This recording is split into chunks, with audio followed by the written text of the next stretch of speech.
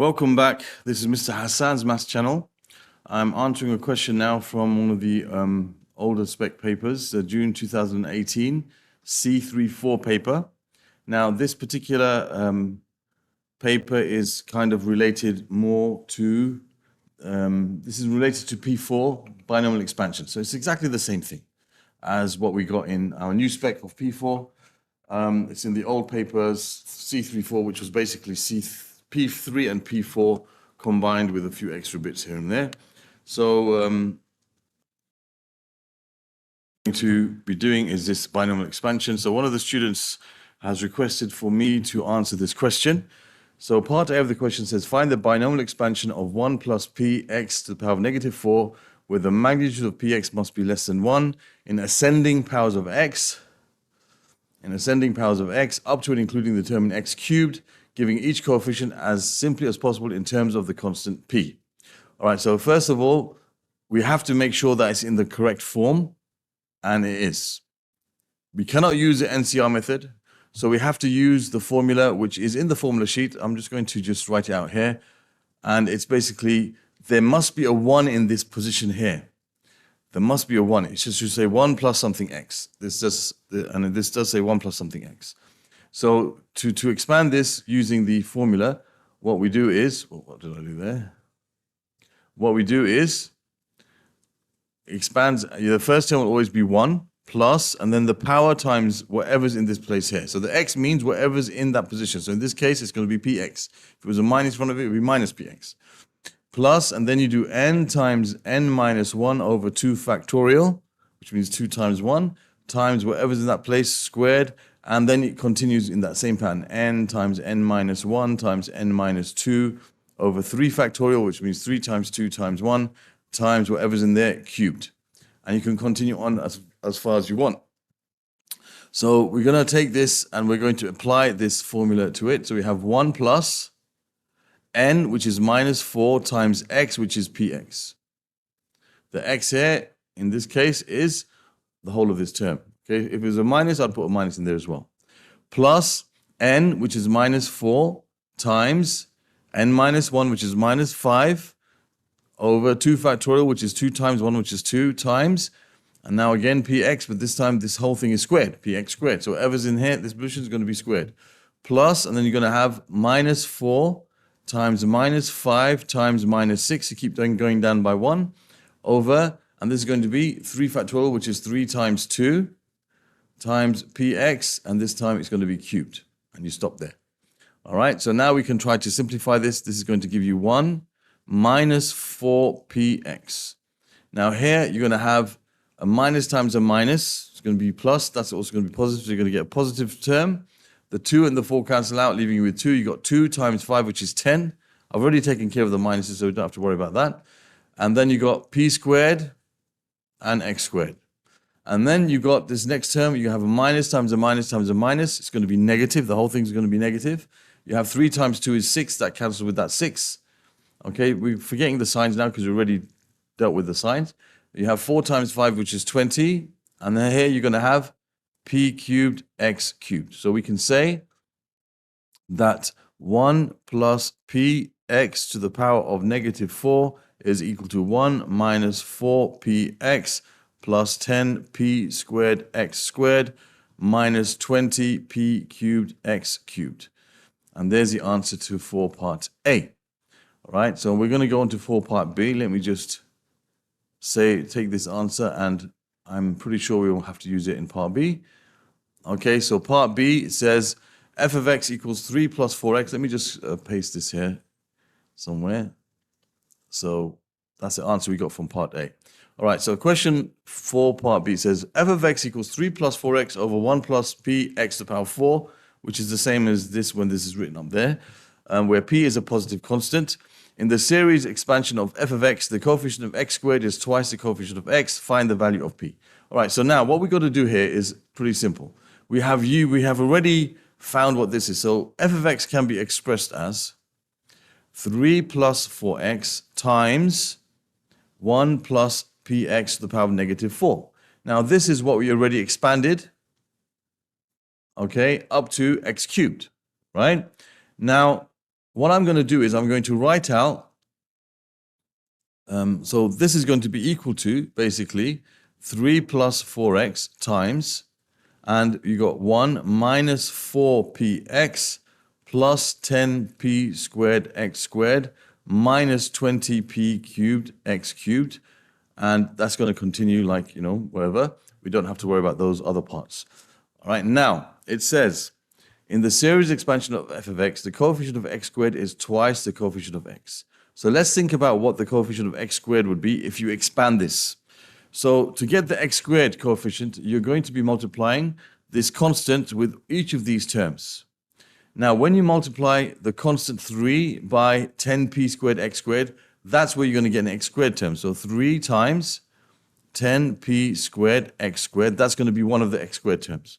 But there will be another x squared term when you multiply the 4x with the negative 4px. That will also give you an x squared term. So what I'm going to do is I'm going to write this without the x squared, just the coefficient. So 3 times 10p squared will be one of the x squared terms, and 4x times minus 4px will give you the other x squared term. So I'm going to write 4 times minus 4p, which is, I'll write it like this, 4 times minus 4p.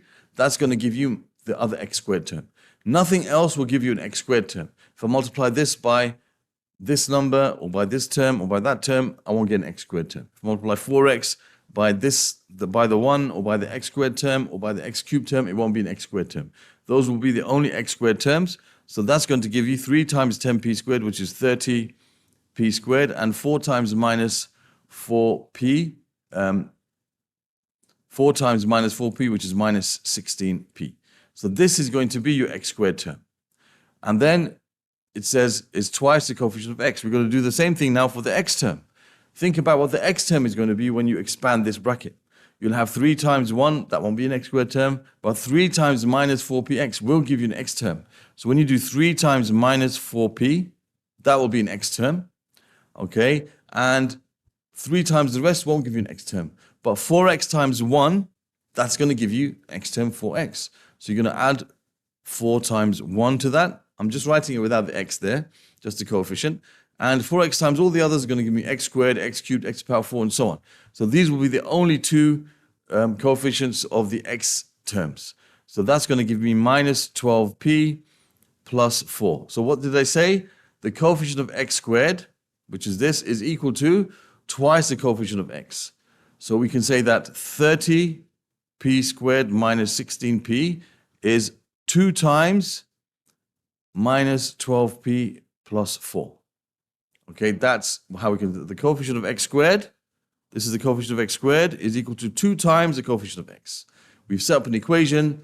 Now we can solve it for p. It looks like we're going to have a,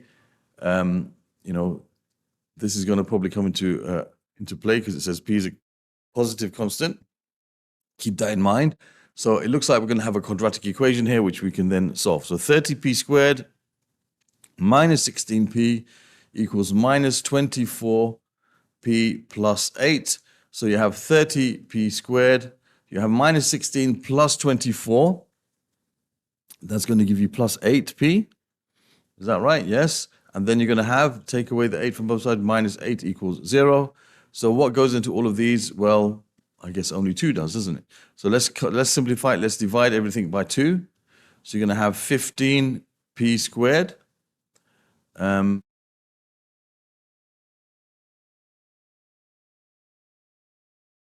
My 30p squared, just making sure. Yeah, that's right. 15p squared plus 4p minus 4 equals 0. So let's try to factorize this. I like to use my little window method here. So we need two numbers that multiply to give you the same product as these two, which is minus, the product has to be negative 60p squared, and the sum has to be plus 4p. Okay, so think of all the ways of getting negative 60p squared. One of them has to be positive, one of them has to be negative. So we're going to have the difference between them has to be 4. Let's think of 60. You got 60 times 1. No. You've got 30 times 2. No. You've got 20 times 3. No. You have 15 times 4 is 60.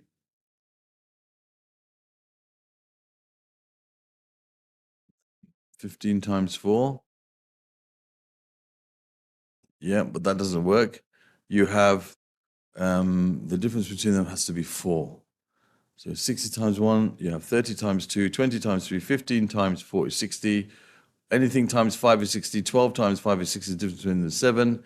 And you're going to have 6 times 10, the most obvious one is the one that we're going to, 6 times 10 is 60, and the difference between them is 4. So you're going to have plus 10p and minus 6p. I should have got that straight away.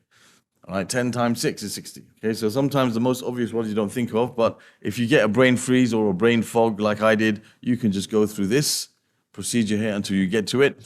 All right, so we got there. So I'm going to take out the common factor of these two, which is 5p. And I'm going to multiply 5p by something to give me 15p squared. That's 3p. 5p times something gives me 2p. That's plus 2. 3p times something gives me minus 6. That's minus 2. So I end up with 5p minus 2 and 3p plus 2 equals 0. So we have 5p equals 2 and 3p equals negative 2. So p is equal to 2/5 and p is equal to negative 2/3. And we know that p is a positive constant. All right, so therefore we can say that as p is greater than 0, therefore p is equal to 2/5. And we make sure that we show that we have not accepted the answer that is not, the correct answer because of the condition they gave us. So there's the answer to part B of the question. And then the next part of the question says, hence find a coefficient of x cubed in the series expansion of f of x, giving you answer as a simplified fraction. I'm going to take this and I'm going to put it back on this page. So I have a bit of space there right at the bottom. I have to keep changing pages. So just like a bit of shifting around. All right, now, so basically what we have to do is we have to take the coefficient of x cubed. All right, so look at the coefficient of x cubed. The coefficient of x cubed is going to be made up of what? Let's have a look. So we have x cubed. So let's have a look here. If you expand this, when you do 3 times this term, you're going to get x cubed. So 3 times minus 20 times p cubed. So you have 3 times minus 20 times p cubed. That's one of the x cubed terms, right? And then when you have 4x times 10p squared x squared, when you multiply these two terms together, you'll end up with the x cubed term as well. And there'll be no others. Those will be the only way of getting them. So 4 times 10p squared. 4 times 10p squared. So plus 4 times 10p squared. That's the x cubed term. Okay, 4 times 10p squared. That's right. Good. And 3 times 20p cubed. Okay, that's the x cubed term. So now we have to just simplify this a little bit. That's minus 60p cubed plus 40p squared. So it's minus 60 times 2/5 cubed plus 40 times 2/5 squared. Well, I'm going to be a bit lazy now and just stick that in the calculator. I'll have minus 60 times 2/5. And that's going to be cubed. Plus 40 times 2/5. And that's going to be squared. And that's going to give you your answer, which is 64/25. So you end up with 64/25. Simplified fraction. And there is your final answer. That's part C. And that completes this question, which is question number 4 from the June 2018 Core Mathematics C34 paper. This relates to P4 binomial expansion. And other questions from this particular paper you can find in the playlist that will appear over here. Other questions which are from binomial expansion of P4, you'll find them in the playlist over here. You can subscribe to my channel by clicking on this link, and you can watch a video here which tells you how to find things that you might be looking for in my channel. Thank you for watching and see you soon.